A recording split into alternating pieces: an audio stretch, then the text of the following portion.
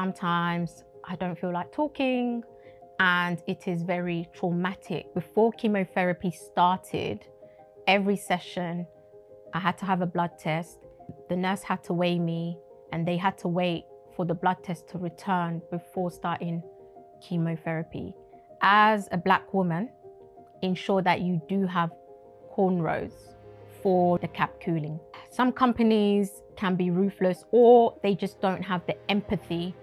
I couldn't get up to go to the toilet. I had to literally roll over the sofa or the bed and crawl to the toilet. As you know, I'm Congolese. If you've seen the news, there's a lot happening in Congo. Hi people, welcome back to my YouTube channel called Her Voice and Her Strength. I know it's been a long time, however, I still want to wish you a Happy New Year! Yeah, I forgot, this is not Tokyo's favorite thing, but Happy New Year and welcome back to my YouTube channel and welcome to 2025. Tokyo's going to be distracting me, so she needs to go now and I'm going to get into this video. Go on, go. So guys, I just want to apologize for not doing a video for a very long time. As you can imagine, sometimes I don't feel like talking, and it is very traumatic going back to think about the experience and the journey I went through with the diagnosis of breast cancer. However, I'm back, and be patient with me. Sometimes I will repeat myself because I just want to let you know as well, I'm still on medication, and I believe the effects of chemotherapy sometimes gives me a brain fog. Brain fog is where you forget things and you forget what possibly just happened in just a minute. That happens sometimes, it's not all the time. However, I do experience this on a weekly basis anyway. So I will be sometimes giving extra information on next videos and going back and just doing a recap and reminding myself so that I can just jig my brain a bit. But anyway, let's get into this video. So on the last video, we spoke about egg freezing, cold cap, chemotherapy, the first trimester, and how potential loved ones treat us when we're going through such an experience, and the purpose of why I am talking about my story. That is what I discussed on my last video. Of course, this is just an overview and a recap. If you haven't watched the last video, please do go and watch the last video. Anyway, so let's get into this video. I want to go back a little bit on the first trimester of chemotherapy. I missed out some information, and the information that I missed out to share with you was that after the sessions of chemotherapy, the next day, I had to have about 2 medications. One was a pre-filled injection and one was steroids. And the pre-filled injection, I had to inject it in my belly, which was for red blood cells, and the steroids obviously was to help with nausea and all these different things. Did it help? I was very weak, to be honest. I'm not sure if I mentioned on my other videos on how I could only eat food like this small. So that was really my experience as well. And also, I forgot to mention that before chemotherapy started, every session, the nurse had to weigh me. I had to have a blood test, and they had to wait for the blood test to return before starting chemotherapy. If everything was good, we will start. If everything was not good, they will not proceed. And I guess thankfully for them and maybe me, everything was always good by the grace of God. Although I was going through a poisonous medication. Anyway, so that's one thing as well. And also I had a big book. It was my chemotherapy book. So every single time I finished my treatment, the nurse would write in my book and say what I had, the medication and everything like that. I did mention about Zoladex. Zoladex was given to me every 3 weeks or so, so once a month. That's what my oncologist decided to give me. And then after that, I believe, yeah, that's it really. I think that's the pieces of information I forgot to mention on my last video of how, you know, chemotherapy is. So I would say as well, before the nurses feed you or treat you with chemotherapy, you always need to make sure that the nurses clean the port and also just sterilize and clean the connection that they're going to put on the port, basically. So there is a lot of cleaning and a lot of upkeep for you as well to pay attention to, because if these things are not done, people are prone to have an infection or problem during the time they're having the treatment, basically. So it's important, if you know anyone that's going through chemotherapy, make sure they are just checking everything, basically. I am a believer on your life is not in the nurses or doctors' hands. It's also your responsibility to make sure you check everything is going well for you, because it is your health and it is your body. Also, when it comes to the cold cap, I briefly spoke about it. I basically obviously gave it up. I really didn't like it because it was painful. However, as a Black woman, if you are going through chemotherapy, ensure that you do have cornrows. Do not go into your first session with just an afro hair or single plaits or anything like that. Make sure you do have cornrows so that the cold cap can basically sit well on your head and freeze the hair follicles properly. Because I've heard people's experiences when they did go with an afro and all of that, they lost their hair very quickly, even though they were doing the cap cooling situation. And mind you, my experience with the cap cooling went very well. I didn't lose hair. However, I made the decision to not continue because it was painful. So I shaved my hair and I didn't continue with that process, like I said in the last video. Anyway, now between May and July 2023, chemotherapy started to be every week. So I started to have treatment every week. Because I had to have treatment every week, I told my workplace, look, I don't think I can continue coming back to work, because when I did start chemotherapy at the beginning, I was going back to work. When I recovered, I was going back to work for 3 days and then I was back again at the hospital. So I was still logging in and working. So I told my workplace, you know what? I don't know what my recovery time will be and I don't want to risk it. Now, the situation with my workplace, it was not really a good experience. However, I got through it. I asked God to fight for me and to go before me. Whoever's making decisions up there, may he do something, basically. And the reason why it wasn't a good experience is because my workplace first advised me to take some annual leave whilst I'm going through chemotherapy so I can have some time off, etc., etc. But I didn't do that. I was just taking sick leave and coming back and logging in, and basically it was just that they saw that pattern anyway.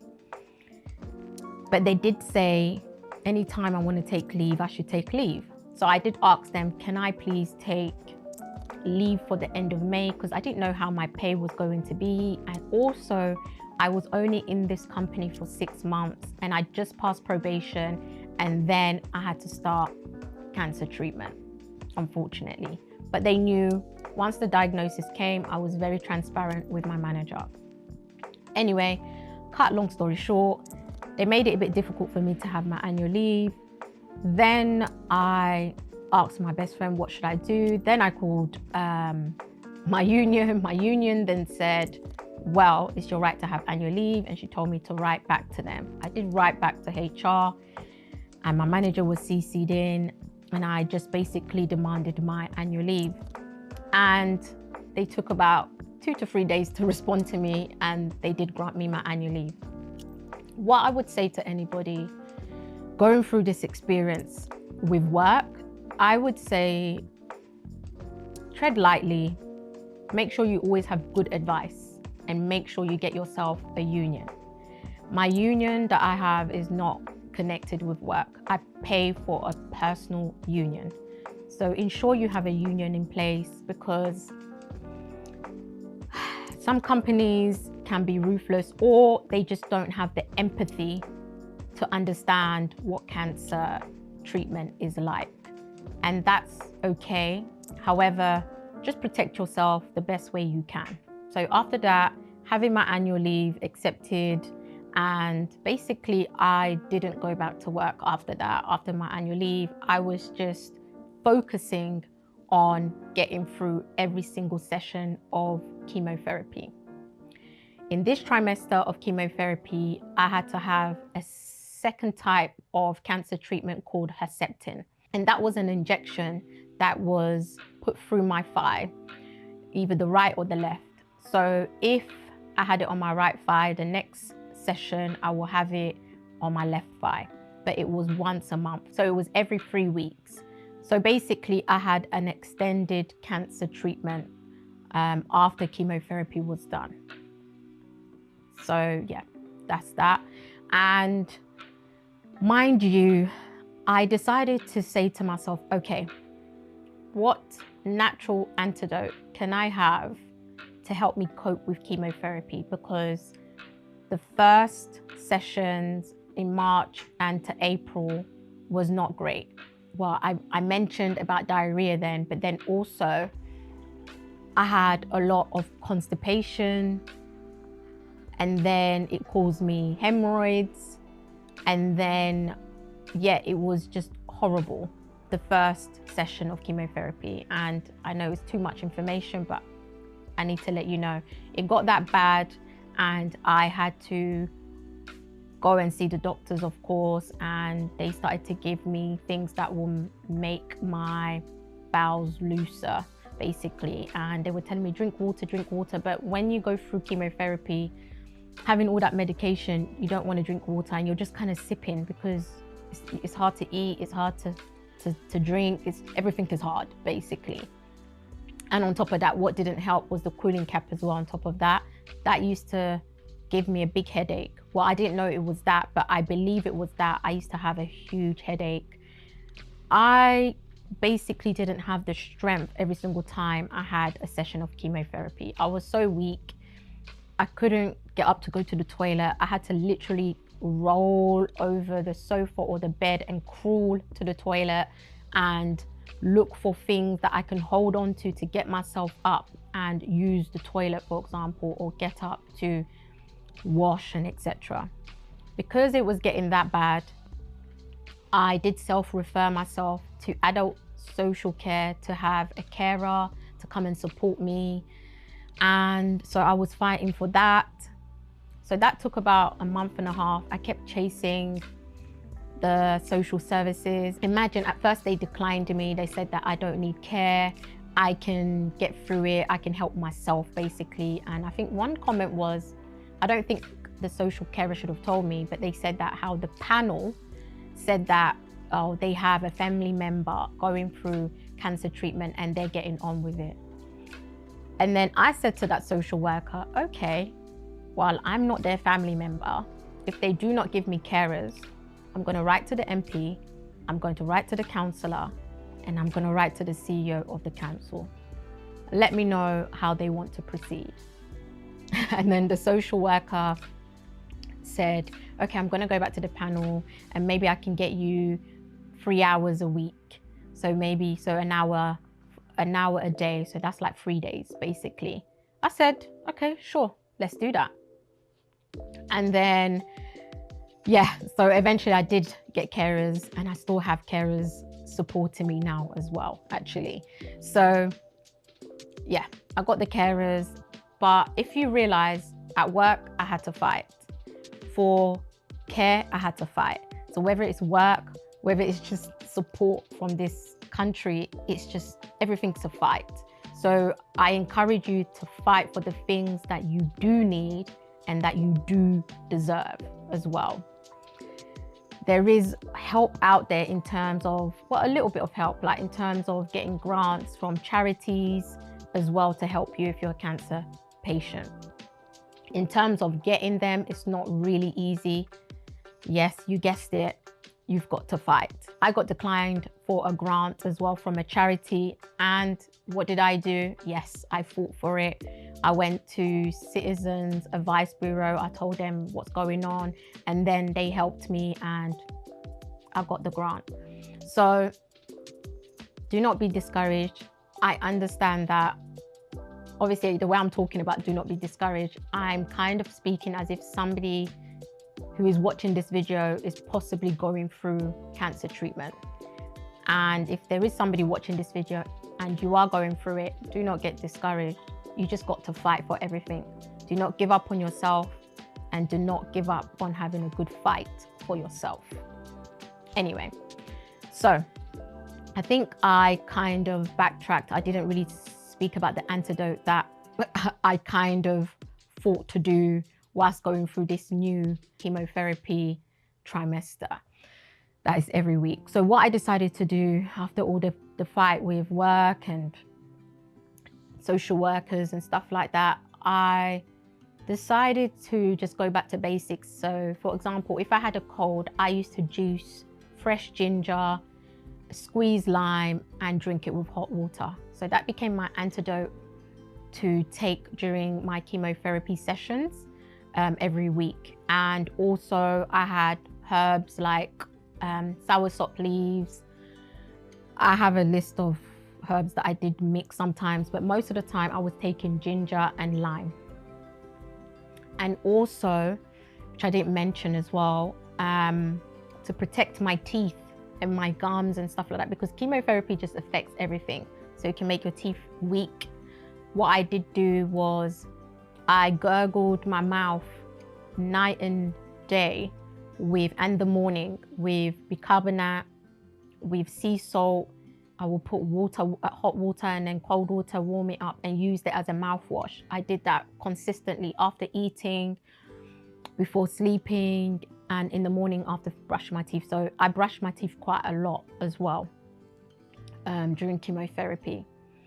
The reason why I decided to have ginger and lime is because I was not allowed to take any vitamins. I was not allowed to take vitamin D. You know, some people were allowed to take vitamins during their chemotherapy, but I wasn't. That's what my oncologist decided to do. Apparently, it could be different for everyone. Apparently, having vitamins can affect the chemotherapy working, apparently. I'm not a doctor, I'm not medically trained, but I'm saying apparently because this is what I was told and heard. Anyway, I realized that drinking ginger and lime during my session and not having the cooling cap was so amazing, because after chemotherapy was finished, I was able to get up, I was able to walk, I was able to take myself to the toilet. So basically, when I was having chemotherapy between March and April, when them sessions were finished, I was not able to see properly, I was not able to walk, I was holding onto my friend, I was weighing her down. And imagine, she was carrying my hospital bag and I was holding onto her. And also, I was driving myself to the hospital to have the session of chemotherapy, and then my best friend would drive me back home, and I'll just let her take the car, you know, for a couple of days until I recover for the next session, basically. So that's what I organized with my best friend. And she only missed, well, maybe 3 sessions, but she was always with me. She always came to most of my appointments, and that's a big chunk. Most missing 3, she did a lot. She came to a lot. So yeah, with the ginger and stuff, it was amazing. I could walk by myself. I was a bit still dizzy and stuff. I wasn't so strong, but I was stronger compared to when I was having the cold cap in the first session, like I said. So I was able to climb up the stairs myself, whereas when I first started, I couldn't climb up the stairs. We had to go up the stairs one by one. It was just basically difficult. Chemotherapy was every week. we got through that. I was going every week, and with the ginger and stuff like that, it was a really big help. And also I started to eat the food in the hospital because my hospital offered me hot food, whereas before I wasn't eating food. And before I was in the hospital between 9 and 4:30, 5 o'clock. But when I cut off doing the cold cap, I was in the hospital. I started to go early. I was in the hospital 7:50 in the morning, wait for them to open at 8 and do the blood test, everything like that. And then we start chemotherapy, and then we'll be done by 12:30, 1 o'clock.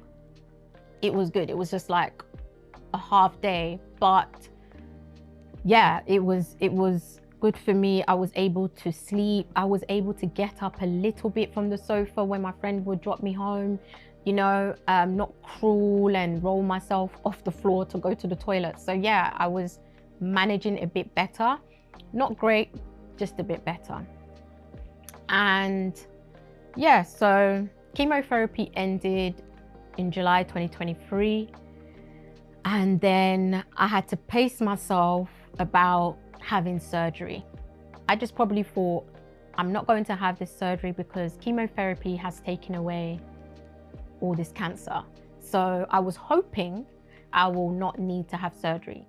And during that time anyway, of chemotherapy between May and July, Tokyo wasn't with me. I paid for a dog sitter that took Tokyo, and I basically gave her money for food, walks, everything that Tokyo needed for 3 months. And that was a lot of money. And when it was time for me to collect Tokyo, I had a very bad experience with the dog sitter. It was hard for me to get Tokyo back. It was just a crazy experience. So I would just say, as a dog owner, just pray. If you want somebody good, pray on who you want to have to look after your dog. That's what I would say. To be honest, just pray about everything, whether it's your dog, whether it's your children, whether it's the doctors, whether it's people you see, whether it's people you connect with, whether it's people you network with. Just pray about everything and anything and every single detail. But anyway, yeah, I did get Tokyo. As you can see, she was in the video. But Tokyo didn't look good. She just looked like she wasn't getting washes, or like she wasn't eating. She was slim.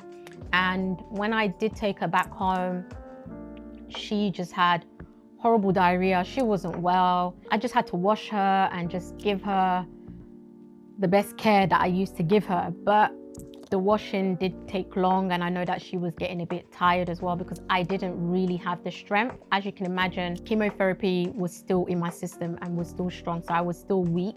So I was really, really slow. But anyway, Tokyo had a good wash, and basically I just waited for her to settle down, and I just gave her some fresh food the next day, boiled rice and stuff like that, which helps with an upset tummy.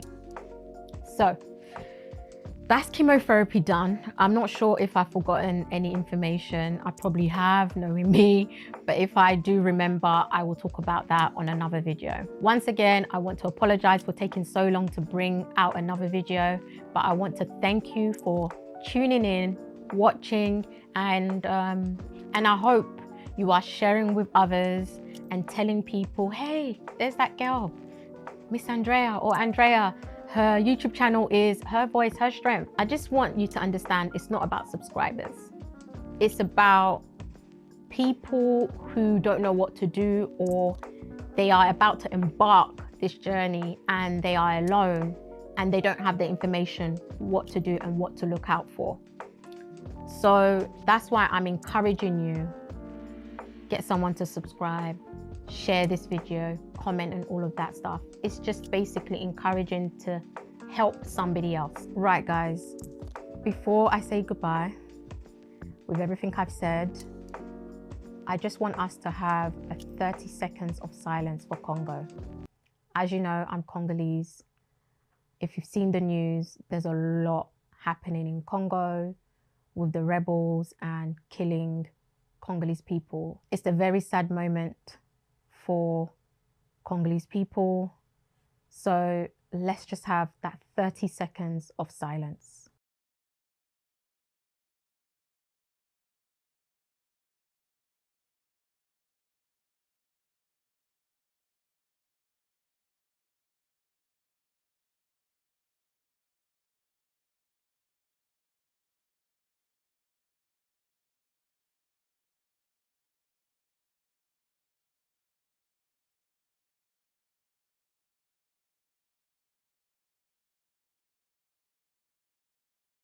Thank you for having this 30 seconds of silence for me and my people. God bless you. And that's the purpose of my channel. It's to help people. It's to love on people. And that's it. So I'll see you again on another video. Don't forget to subscribe and don't forget to like this video. Bye.